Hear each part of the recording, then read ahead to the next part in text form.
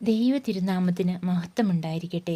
ഈ വലിയ നോമ്പ് കാലത്തിൽ ഇന്നും നമുക്ക് ധ്യാനത്തിനും പ്രാർത്ഥനയ്ക്കുമായി കിട്ടിയിരിക്കുന്ന ദൈവവചനം വിശുദ്ധ മത്തായിയുടെ സുവിശേഷം 10-ാം അധ്യായം 16 മുതൽ 25 വരെയുള്ള വാക്യങ്ങളാണ്. 16-ാം വാക്യത്തിൽ ഇപ്രകാരം പറയുന്നു: ചെന്നായ്ക്കളുടെ ഇടയിലേക്ക് ചെമ്മരിയാടുകൾ എന്ന പോലെ ഞാൻ നിങ്ങളെ അയക്കുന്നു. അതിനാൽ നിങ്ങൾ സർപ്പങ്ങളെപ്പോലെ വിവേകികളും പ്രാവുകളെപ്പോലെ നിഷ്കളങ്കരുമായിരിക്കുവിൻ. യേശുവിൻ്റെ സാക്ഷികളാകാൻ ശിഷ്യന്മാരെ ജനങ്ങളുടെ ഇടയിലേക്ക് പറഞ്ഞയക്കുന്ന ഒരു ഭാഗമാണ് 16 മുതൽ 25 വരെ ഉള്ള വാക്യങ്ങളിൽ നാം കാണുന്നത്. ഈ നോമ്പുകാലത്ത് നന്മകൾ ചെയ്തുകൊണ്ട് യേശുവിൻ്റെ സാക്ഷികളാകുവാനും നാം സജ്ജരാകണം.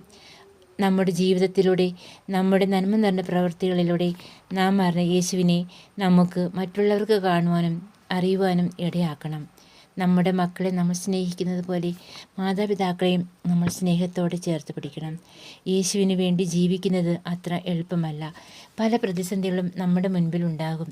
ദൈവത്തെ മുറുകെ പിടിച്ചാൽ പ്രതിസന്ധികളെ തരണം ചെയ്ത് മുന്നോട്ട് പോകാനുള്ള സഹനശക്തിയും തമ്പുരാൻ നമുക്ക് നൽകും. ഈ വലിയ നോമ്പുകാലം പ്രാർത്ഥനയിലൂടെയും ദൈവവചന ധ്യാനത്തിലൂടെയും കൂടുതൽ ത്യാഗാത്മകമാകട്ടെ എന്ന് പ്രാർത്ഥിച്ചുകൊണ്ട് നിർത്തുന്നു.